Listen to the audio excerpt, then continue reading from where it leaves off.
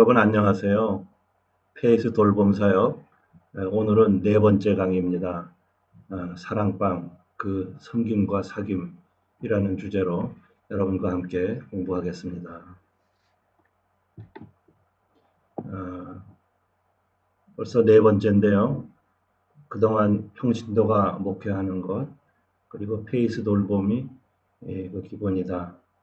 그리고 소명과 은사를 사용하라 그랬습니다. 오늘은 사랑방에 대해서 보겠습니다. 이 사진은 2년 반 전에 저희 사랑방 식구 가운데 부부와 어린이 둘을 저희 사랑방에서 오래 사귀다가 미국 포틀랜드로 다시 돌려보내드리면서 저희가 호텔에서 마지막 인사를 하던 때예요. 그날 짐 싸고 가니라고 막 힘들어하는데 저희 아내가 추운 날 아침에 따뜻한 잣죽을 끓여서 아이들 먹여서 보내고 싶다고 그래서 막 정신없이 짐 싸는 사람들한테 갔는데 저희를 보고서 너무 반가워하는 거예요.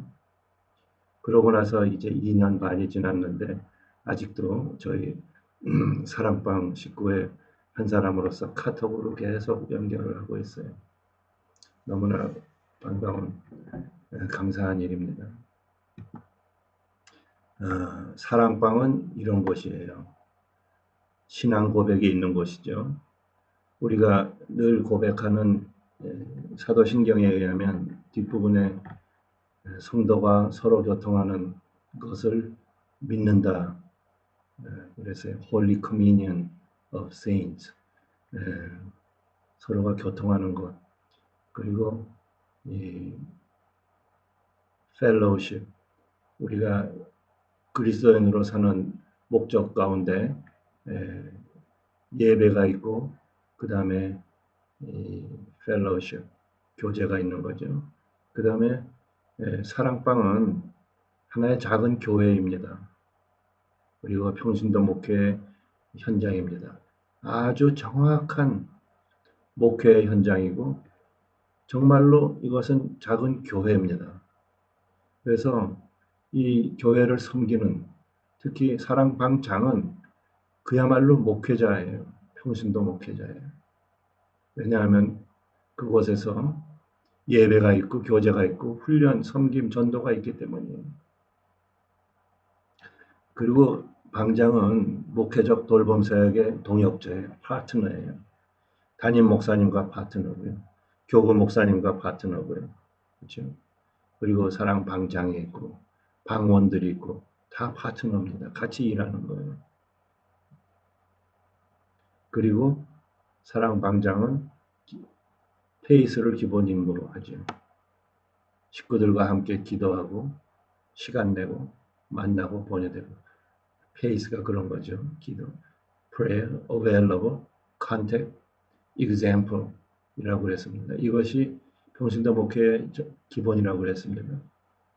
그리고 실제로 사랑방의 정기 모임을 주관하고 그것을 진행하는 거죠. 알리고 준비하고 진행하고 보고하고, 그리고 정기 모임뿐만 아니라 주중에도 또 필요에 따라 개인 한 사람 한 사람을 돌보고 연락을 하는 거죠. 사랑방을 통한 네 가지 유익, 우리 김승욱 담임 목사님께서 또 다른 나의 가족 사랑방이라는 교재로 저희를 가르치시고 하는데요. 거기서 보면은 네 가지 큰 유익이 있다고 했습니다. 먼저 기쁨이 있다고 했어요. 마음을 나누고 은혜를 나누는 자리이기 때문에 기쁨이 있습니다. 그 다음에 믿음이 더욱 깊은 자리로 나아가게 된다고 합니다. 말씀으로 자신을 돌아보고 서로 간의 간증을 통해서 배우고 격려가 필요한데 그것이 있는 자리가 사랑방입니다. 그 다음에 자신을 위해 기도할 수 있는 중보 기도자를 얻게 됩니다. 세상을 살아가면서 나를 위해 기도하는 사람을 얻을 수 있습니다. 제가 이렇게 알아보니까 여러분을 위해서 거의 매일 쉬지 않고 기도해 주는 사람이 있습니까? 라고 했을 때 기도 맞습니다. 날 위해서 기도하는 사람이 누구누구가 있습니다. 라고 하는 사람이 거의 없어요. 심지어 부부 사이에도 자기 배우자를 위해서 매일 기도하는 사람 의외로 많지 않더라고요. 우리가 사랑방에서 이런 중보 기도자를 얻는다고 합니다.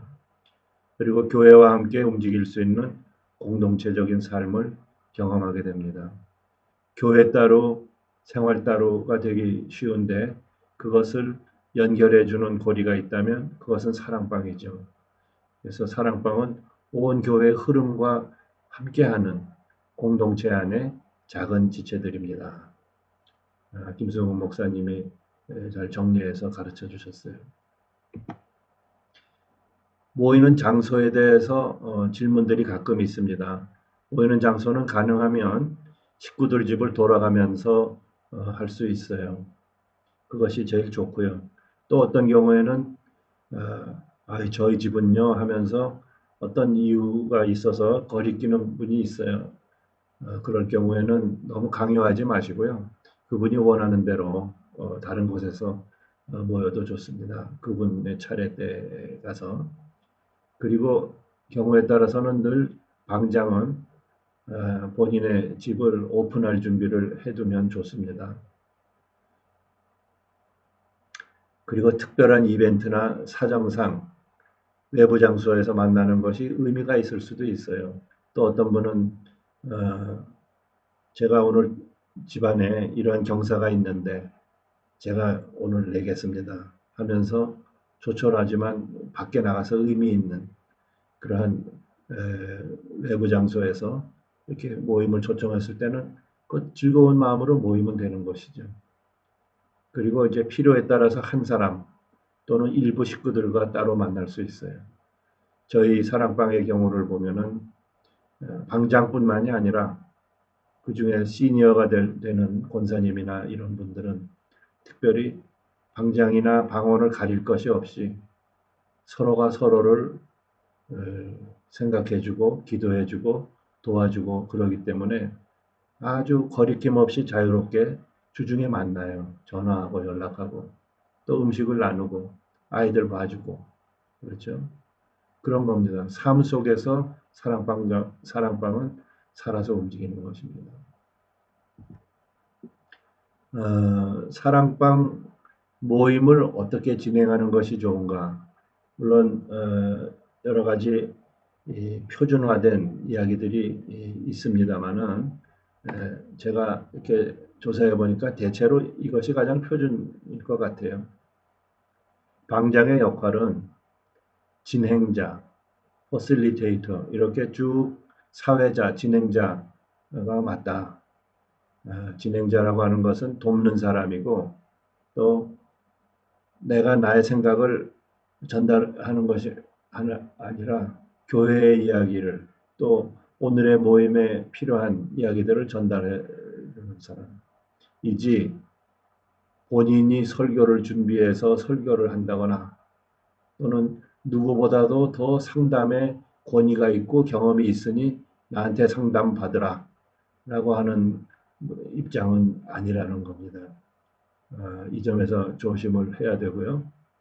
그 다음에 진행자로서 이렇게 모임을 진행할 때 모두가 적극적으로 참여하고 발언하고 공감을 느끼게 하고 서로 도움을 주고받고 서로 자신의 입장을 지지를 받도록 그런 식으로 쭉 진행을 하는 사람. 그것이 포실리테이터의 역할이죠. 그것이 사랑방장이 해야 할 일입니다. 이것을 잘하면 훌륭한 사랑방장이 되는 것이에요.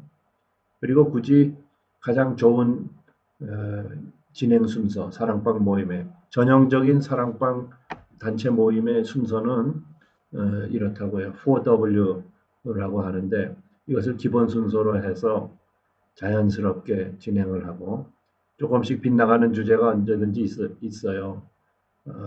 그건 자연스러운 겁니다. 그러나 적절히 관리해가면서 진행을 하면 좋겠죠. 4W의 첫째는 웰컴입니다. 반가운 인사로 시작하고요. 지난주의 이야기들을 나누고요. 다과를 나누고 아이스 브레이킹을 하고 저희 다락방은 먼저 다과를 나누면서 이 시간을 충분히 가져요. 그래서 지난 한 주간에 있었던 이야기들을 하고 그리고 1, 20분 지나면 자연스럽게 화제거리가 이제 줄어들면 찬양을 할 수 있는 그런 분위기가 형성이 되죠. 그래서 교제를 따라서 한 마음으로 찬양을 합니다. 그것이 월십이고요. 그 다음에 말씀. 우리 늘 그날의 말씀과 공부 교재가 주어지죠. 말씀을 읽고 설교 요약본을 가지고 의견을 나누고요. 그리고 이어서 work. 말씀 이야기를 나눌 때 늘 생활에 적용하는 것까지도 저희에게 권면을 하잖아요. 그래서 말씀을 어떻게 적용할까?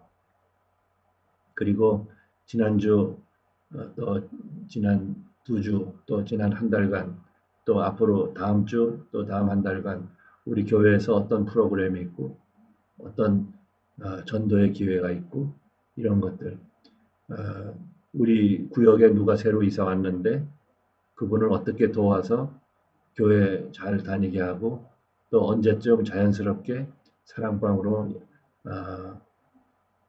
안내를 할까 그런 이야기들 그렇죠? 그리고 우리 아이들 학교 생활과 가정 생활에서 있는 그 변화의 이야기들 도움이 필요한 이야기들 그런 것들을 하고 그리고는 기도 제목을 나누고 기도하기 다른 사랑방에도 많이 그렇게 하겠지만 저희 사랑방은 각 개인별 기도 제목들이 있어요. 그 가정의 기도 제목, 엄마의 기도 제목, 아빠의 기도 제목, 아이 하나, 둘의 기도 제목들이 다 있어요. 그래서 그것을 몇 줄로 이렇게 요약을 하면 7, 8가정의 기도 제목이 2, 3페이지로 정리가 됩니다.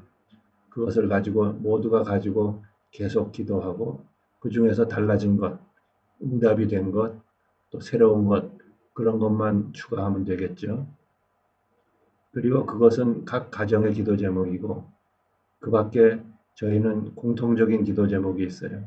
나라와 민족을 위한 제목도 있지만은 우리 교회를 위한 것, 목사님과 담임 목사님과 우리 교구 목사님을 위한 기도 제목, 우리 엄마들을 위한 기도 제목, 아빠들을 위한 기도 제목, 아이들을 위한 기도 제목 이런 것들을 쭉 정리해서 정말 항상 입에다가 외우고 다닐 정도로 정말로 중요한 기도 제목들 그것을 가지고 나눕니다.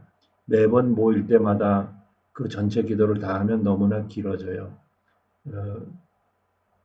A4 용지로 뭐 5, 6장 되기 때문에 그걸 다 할 수는 없지만 그때그때 주제에 따라서 특정한 제목을 예를 들면 우리 교회를 위한 기도 제목 한 페이지쯤 되는데 오늘은 교회를 위해서 기도합시다 하면서 그 교회 기도를 하면 좋겠죠. 그 다음에 이것은 제가 정리한 건데요. 수많은 사랑방이 있고 교회에서 열심히 사랑방을 훈련하고 사랑방을 운영을 하고 강조를 해도 어떻게 보면 그 모임에 대한 열정이랄까 그 열매 기다려짐 설렘 이런 것들이 적을 수가 있어요. 그리고 단순히 친교를 위한 친교 우리는 모임은 즐거워 음식도 풍부하고 사는 얘기하면 하다 보면 시간 가는 줄 몰라. 사실은 그게 전부 다가 아니죠. 많은 경우에 이 부분을 간과해요. 제가 좀 정리를 했습니다. 사랑방 식구들이 마음을 열고 자신의 이야기를 할 수 있는 곳. 그래야 식구죠. 그 다음에 그것을 위해서 방장이 먼저 용기를 내서 말하고 발언을 격려한다. 나 자신의 약함, 나 자신의 어두웠던 부분, 그리고 내가 어떤 부분을 가지고 지금 어려워하고 스트러글 하는가. 그런 것을 오픈할수록 그거만큼 식구들도 자기 마음을 열게 돼 있거든요. 그리고 그것을 겉이 아니라 계속 더 안에, 그 안에 더 열기 어려운 것까지 열을 때 사실은 그 사랑방은 의미 있는 한 식구가 되는 거예요. 영혼을 돌볼 수 있는 그 수준까지 가지 않으면 사실 사랑방은 분주하긴 한데 거기서 영적인 도움과 정말 삶의 힘을, 힐링을 얻기는 어려운 거죠. 세 번째, 믿음의 고백이나 삶의 중요한 이슈를 솔직하게 말하는 것이어야 된다. 그 다음에 점점 깊어지는 삶의 대화로 모두가 맞아 나도 그래, me too, 동감이야, 완전 공감, 이러한 것들이 많이 나올수록 좋습니다. 그래야 한 식구가 되는 거예요. 그 다음에 처음 만나는 식구들이 있죠. 처음 만나는 식구들.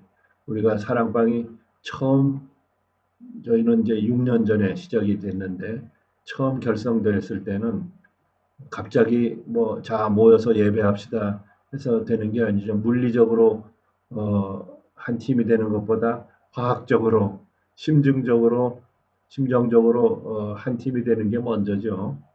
그래서 얼마 동안 저희는 아이스 브레이킹 세션을 가졌어요. 그리고 오래된 후에 또 한 가정, 새로운 가정에 들어왔을 때도 그분을 위해서 이런 세션을 마련했어요. 예를 들면 이런 겁니다. 쭉 돌아가면서 나 자신을 소개하고 나 자신을 이해시켜야 되니까, 그리고 저분은 누구인가를 이해해야 되니까 살면서 가장 어려웠던 때와 좋았던 때를 나누기, 이렇게 하면서 본인이 오픈할 수 있는 만큼 오픈하면 돼요.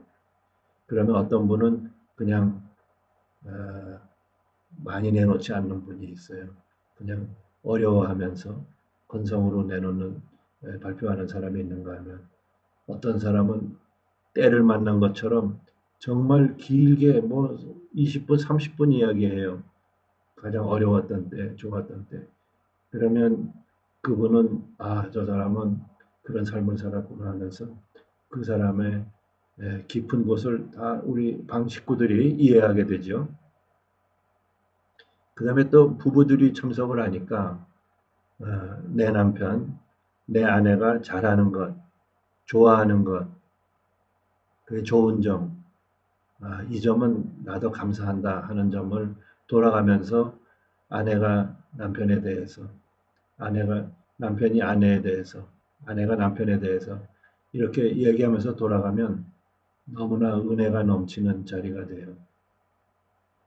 그리고 다른 부부들이 그 부부를 잘 이해하게 되죠. 그래서 또 많이 배우는 것이 많고요. 그 다음에 우리 부부 사랑의 언어, 칭찬, 선물, 좋은 시간, 정성, 스킨십.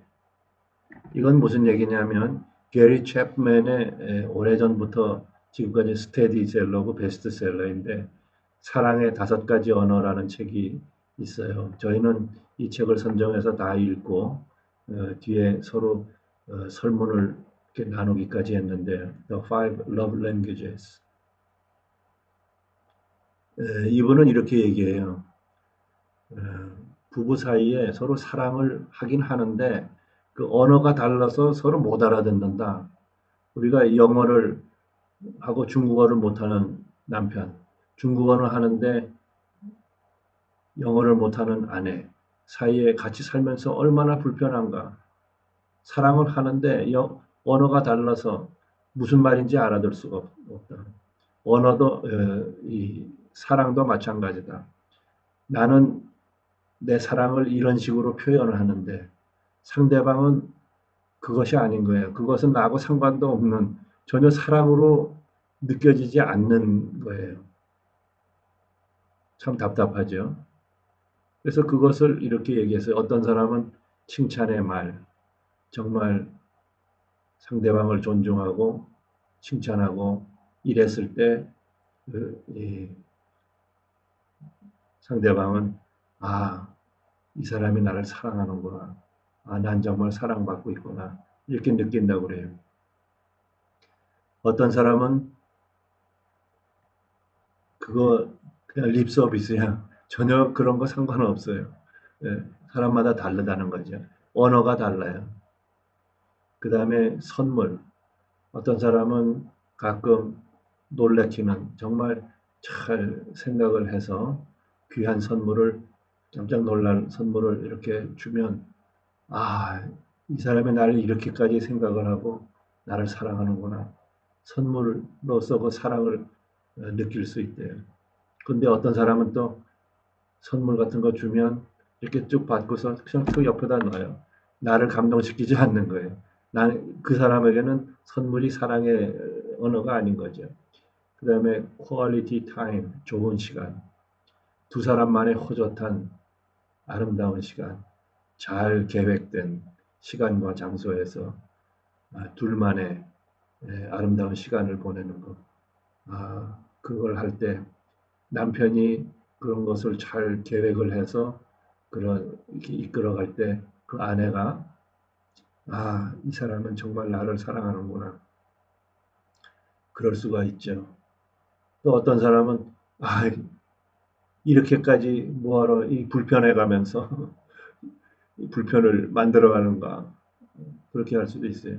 그 다음에 정성 이것은 일입니다. 애쓰는 거예요. 나를 위해서 저 멀리까지 가서 나는 그냥 쉽게 얘기한 것인데 멀리까지 가서 몇 시간을 가서 일을 하고 그것을 가지러 갔다가 와서 나한테 주는 거. 그때 이 사람이 나를 정말 사랑하는구나. 그렇지 않은 사람도 있다는 거지.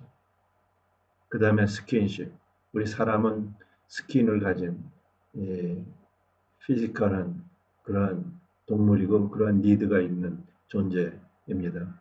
서로 허그를 해주고 서로 몸을 가깝게 하고 안아주고 그랬을 때 이 사람 나를 사랑하는구나.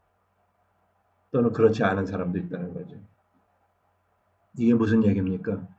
내 아내, 내 남편이 알아듣는 언어로 내가 사랑을 표현하는 거죠.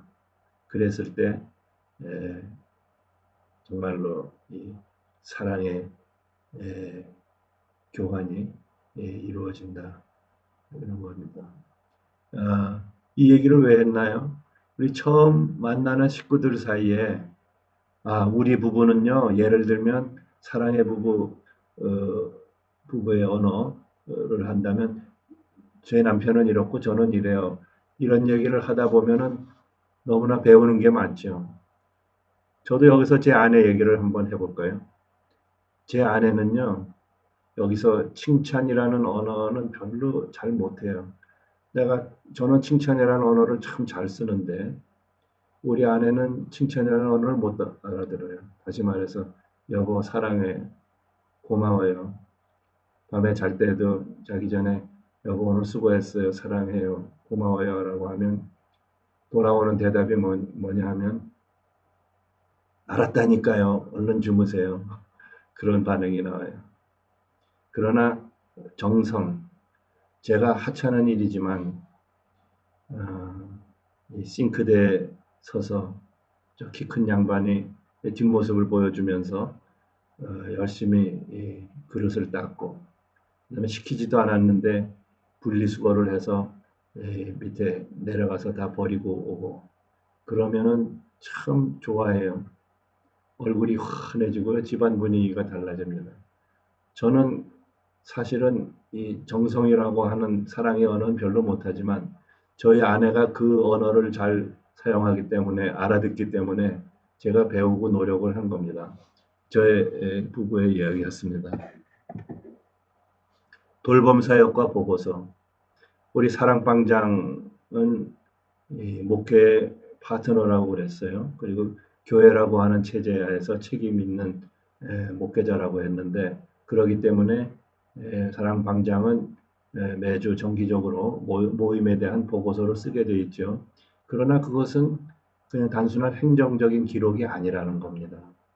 정말로 살아있는 목회의 기록이에요. 다시 살펴보면 사역의 열매를 정리하고 그 가운데 사역의 전문성과 효과성을 살려내는 겁니다. 그리고 그걸 정리할 때 새로운 깨달음이 생겨요. 그냥 이거 없이 지나가는 것과는 큰 차이가 나는 거죠. 그리고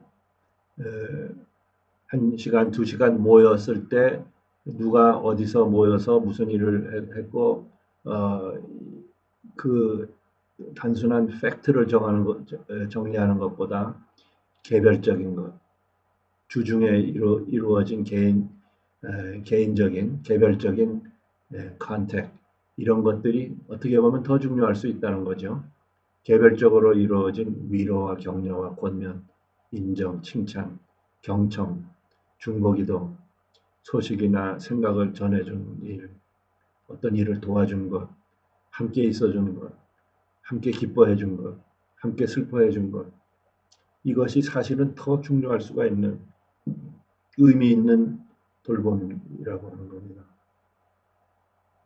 그래서 저희가 페이스 사역 훈련할 때 임상훈련까지도 해서 실제로 이렇게 해보라고 해서 그것을 공유했을 때 바로 이런 거구나. 이게 진짜 페이스 사역이구나 하는 그 깨달음들이 많이 있었어요. 보고서에 기록되는 실제적 돌봄의 사례들을 좀 보면은 이 방장이 이 보고서에 기록한 겁니다. 그분이 이 무엇이라고 말하는 것을 내가 경청을 하고 내가 뭐뭐뭐뭐라고 격려, 위로, 권면, 칭찬을 해드렸습니다. 이런 거 쓰는 거예요. 그 사람이 뭐뭐뭐뭐라고 하는 말을 듣고 2시간 동안 함께 식사하면서 드라이브 하면서 같이 있어 주었는데 헤어질 때는 고맙다는 말을 하면서 눈물을 흘림. 살아있는 사역의 기록입니다. 무엇이라는 이야기를 듣고서 너무 마음이 아파 새벽 기도에 나가 30분간 중보 기도를 함. 방장이 그랬다는 거죠. 뭐뭐뭐이라는 이야기를 듣고 시장 가는 길에 함께 장을 보아다 줌. 그리고 뭐뭐라는 이야기를 듣고 함께 울었음. 정말 살아있는 페이스 사역입니다. 이것이 Love with Skin on, 피부에 와닿는 사랑입니다. 그리고 교회에 무슨 사역, 예를 들면 훈련 사역, 강좌, 모임, 섬김 이런 것이 있다고 알려주었더니 그러냐고 하면서 꼭 시간을 내겠다고 함. 이게 뭔가요? 사랑방 안에서 교회의 한 지체로서 섬김이 있는 거예요. 훈련이 있고 성장이 있는 거예요. 그렇죠? 방장이 그것까지 다 이루어지게 중간에 역할을 하는 겁니다. 그 다음에 딸아이가 친구를 교회로 초대했다고 하여 그 아이의 엄마에게 관심을 가져보라고 보냈다. 방언 중에 한 사람의 자기 딸이 친구를 교회로 초대했다고 하더라고요. 걔 참 기특해요. 근데 그걸로 끝나지 않고 그러면 그 친구의 엄마한테도 한번 관심 가져보세요. 딸이 교회 나가기 시작하면 엄마도 돌봐주고 챙겨줘야 하는데 그러면 엄마도 교회에 나올 수 있는 좋은 기회가 되지 않겠어요? 전도, 그죠? 예, 우리 교회에서 일어나는 모든 일이 이렇게 사랑방에서 다 일어나는 겁니다. 그리고 이런 것을 기록을 하고 또 담당 교구 목사님과 공유하고 그랬을 때 담당 교구 목사님은 이것을 아는 것과 모르는 것과는 큰 차이가 나죠. 이 사랑방에서 이런 역사가 일어나고 그 사람을 성도 한 사람의 삶을 이해하게 되는 거죠. 목회적 돌봄의 행동들이 필요한 행동들, 도움이 되는 행동들이 있어요. 제가 정리를 했는데요. 먼저는 방장은 방언과의 좋은 관계가 제일 먼저입니다. 좋은 관계입니다. 내가 어떤 지식이나 기법보다 관계가 먼저입니다. 그 관계는 다시 말하면 깊은 이해, 신뢰, 존경, 사랑, 그것을 계속 쌓아가는 관계입니다. 그렇죠? 어떤 지식이나 기법보다 상대의 깊은 관심을 갖고 니즈에 민감하고 그를 위해 기도하는 진실한 태도에서 시작합니다. 그렇죠? 바로 예수님의 마음 아니겠습니까? 예수님이 우리를 척 보면 그 속에 있는 니드를 금방 아셨어요. 그냥 파악하셨어요. 그리고 그분의 진실함 때문에, 사랑과 선하심 때문에 우리를 이해하고 신뢰하고 우리의 존엄을 지켜주시고 그렇게 사랑하셨습니다.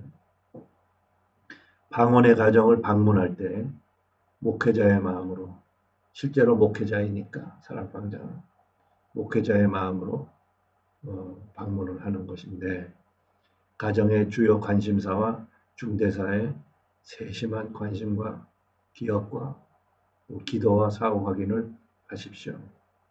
우리 목사님이 방문하는 것과 똑같습니다.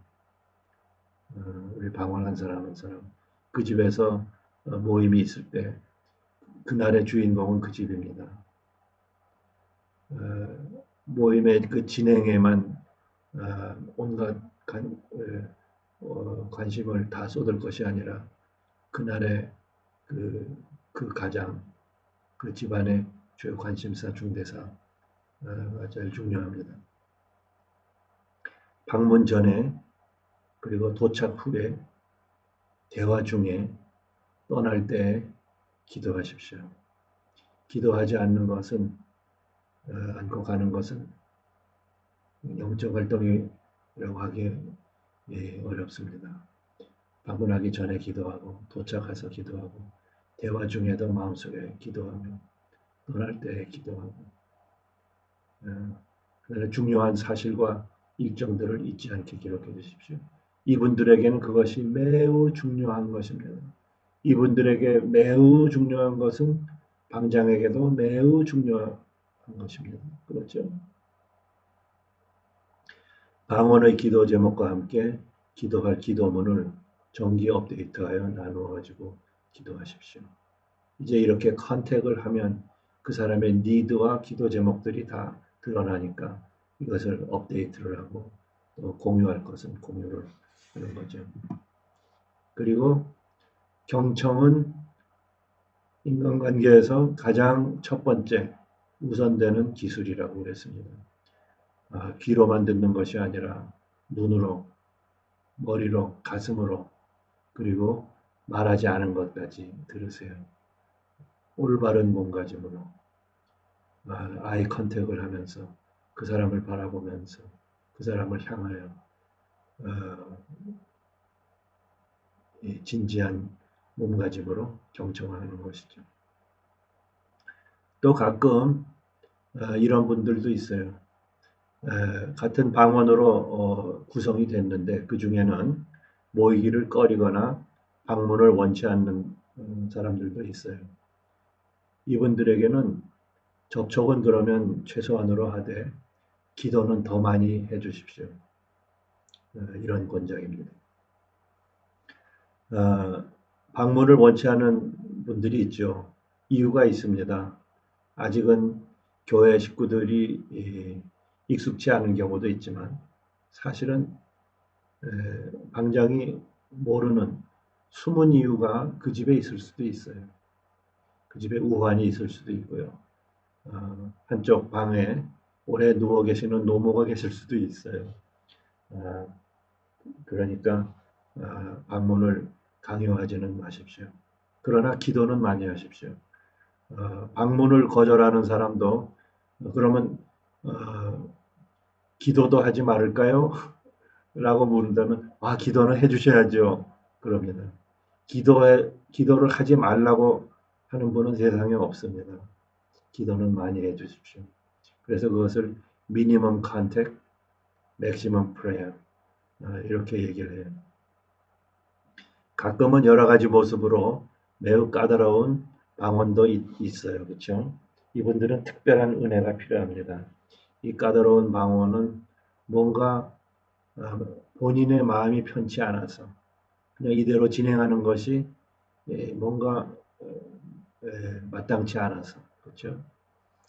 까다로운 사람도 있어요.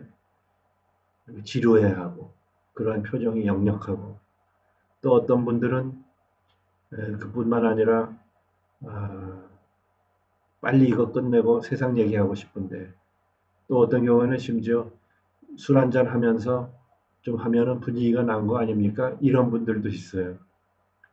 아, 이런 분들이 있을 때 우리는 특별한 은혜가 필요해요. 참아야 되고요. 이해해 줘야 되고요. 화를 내지 않아야 되고요. 그렇습니다. 그래서 extra grace required라고 이렇게 표현을 했더라고요. 더 많은 은혜, 특별한 은혜가 필요한 분들이 있다는 거죠. 그 다음에 사랑방에서 알게 된 개인과 가정사는 그 기밀을 끝까지 지켜야 합니다. 신뢰는 생명과 같습니다. 다른 분들과 공유하려면 본인의 의견을 확인하십시오. 기밀은 끝까지 지켜야 해요. 사랑 방장은 목회자이기 때문에 그 사람과 얘기하다 보면 비밀이 있습니다. 그런데 비밀은 사람마다 개인차가 다 달라요. 그걸 아셔야 돼요. 어떤 분은 듣는 사람 입장에서 이런 말까지도 다 하시네. 이런 큰 기밀일 수도 있는데 그거를 뭐 대수롭지 않게 얘기하는 분들도 있어요. 근데 어떤 분은요, 목사님, 저 감기가 들었는데요. 절대 딴 사람에게 저 감기 들었단 말 하지 마세요. 왜 그분에게는 감기 들은 것마저도 그렇게 남에게 노출하면 안 되는 기밀인지 모르겠습니다. 사람마다 다르다는 거죠. 그러나 그것을 잘 지키는 것이 신뢰를 지키는 것입니다. 그리고 어, 이분이 이런 사정이 있네, 이런 어려움이 있네, 이런 위기에 있네, 라고 방장이 파악했을 때에는 무조건 교구 목사님께 보고하지 말고 그리고 다른 분들과 그것을 같이 기도해서 중보 기도를 하겠습니다라고 하지 말고 본인의 의견을 확인해서 그러면 그 이야기를 목사님과 얘기해도 될까요? 우리 함께 방언들끼리 공유해서 기도해도 될까요? 라고 물어보고 하는 것이 안전한 거죠. 특별하고 예외적인 사정은 목회자에게 알리고 필요하면 전문인의 도움을 받도록 연결해야 합니다. 사랑방정은 함께 있어주는 사람입니다. 무슨 말씀입니까? 간혹 가다가 매우 위험한 수준까지 내려간 분들도 있다는 거죠.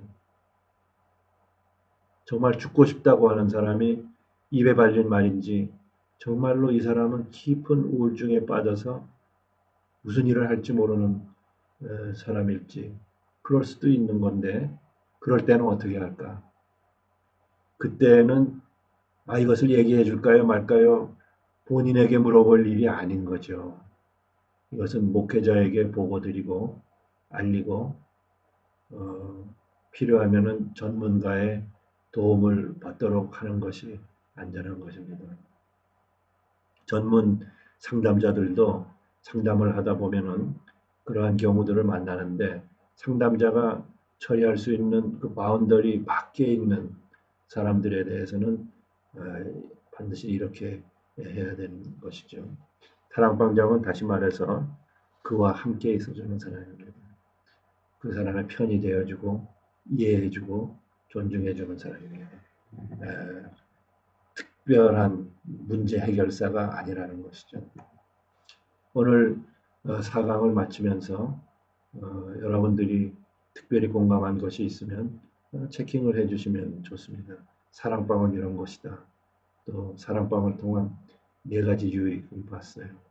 그리고 사랑방 모임의 진행 방법, 또 나누는 곳, 사역과 보고서, 돌봄에 도움이 되는 행동들을 봤는데 여러분들 유익했는지 모르겠습니다.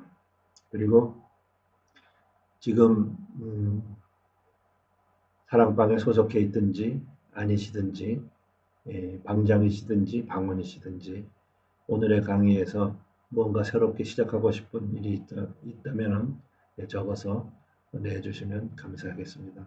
오늘 제4강 사랑방에 대한 공부를 했습니다. 여러분 감사합니다.